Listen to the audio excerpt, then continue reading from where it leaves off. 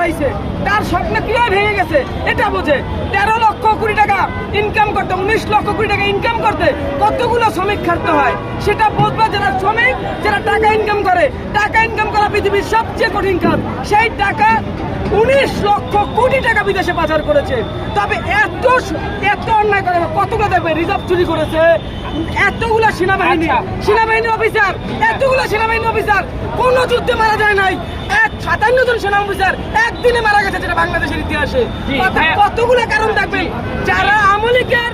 হ্যাঁ ভাইয়া, আপনি বলতেছেন যে আওয়ামী লীগ কিন্তু অনেক টাকা পাচার করেছে। ঠিক একই ভাবে কিন্তু এই বর্তমান সরকার আহতদের অনেক টাকা কিন্তু আহতদের কাছে পৌঁছে দেয়নি। এর বিরুদ্ধে আপনারা কি জোর দাবি জানাই? যদি 19 লক্ষ কোটি টাকা পাচার করতে পারে আর 6 লক্ষ কোটি টাকা, তারা 6 লক্ষ কোটি টাকা যদি বাজেট হতে পারে, এদের জন্য যদি 1000 কোটি টাকা বরাদ্দ করে, সেটা কি বেশি হয়ে যাবে? কেন এদের এখনো ফিলারটা হইতেছে না? তাদের আইডি কার্ড করা কেন? তাদের এখনো তাদের পুনর্বাসন, তাদের সমস্ত টাকা পয়সা দেওয়ার জন্য প্রতি মাসে মাসে তাদের কেন দিতেছে না? 1000 কোটি টাকা বরাদ্দ করে তাদের ভালো করে ফ্ল্যাট, তাদের সমস্ত চিকিৎসা করো। তাদেরকে বলে শোনেন, ঠিক আছে, ভুল প্রশ্ন এখান থেকে নিয়ে যাবেন। এখানের আন্দোলনের যে সফলতা, এখানে যে আজকে আহতরা লামছে, এই লামার সর্বোচ্চ কারণ হলো ন্যায় বিচার প্রতিষ্ঠিত করতে হবে এবং আওয়ামী লীগকে ব্যান করতে হবে।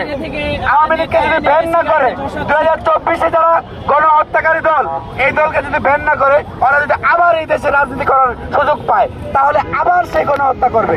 ওরা গণহত্যা করেই জন্ম হয়েছিল। অনেকে দাবি করছে যে আমরা বিদেশ থেকে উপদেষ্টা এনে বসিয়েছি, তারা এসি গাড়ি চড়ছে, আর জুলাইয়ের যারা আহত সৈনিক তারা রাজপথে এখনো বসে আছে। এটা নিয়ে আপনার কি মন্তব্য রয়েছে? কি মন্তব্য করলো আমরা জানি না। আমরা জানি আমাদের জায়গা থেকে আপনি যে ভাসমান যে বক্তব্য আমাদের কাছে দিচ্ছেন, আপনারা জানেন না বিদায় ভাসমান বক্তব্য দিচ্ছেন। আমরা আহতরা জানি আমরা আমাদেরকে নিয়ে সরকার কি করতেছে, কি করবে।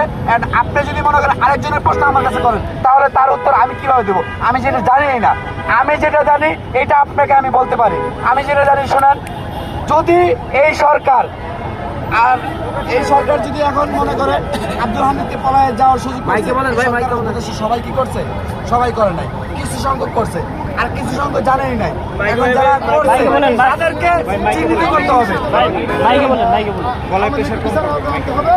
আমি এখানে যারা মিডিয়া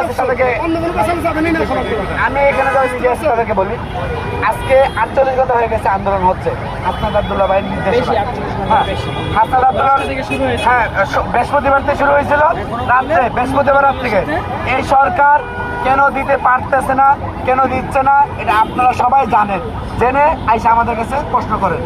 আমি আপনাদেরকে বলতে চাই, 2024-এর হাজার হাজার রক্তের বিনিময়ে যারা সরকার গঠিত করছে, তাদেরকে আওয়ামী লীগের টাকায়, আওয়ামী লীগের দোসরেরায় এবং বিভিন্ন মানুষ, বিভিন্ন মহল কাজ করতে দিচ্ছে না। তারা বলতেছে যদি কাজ করতে না পারে, ভাই তুমি ওই পদ থেকে চলে যাও।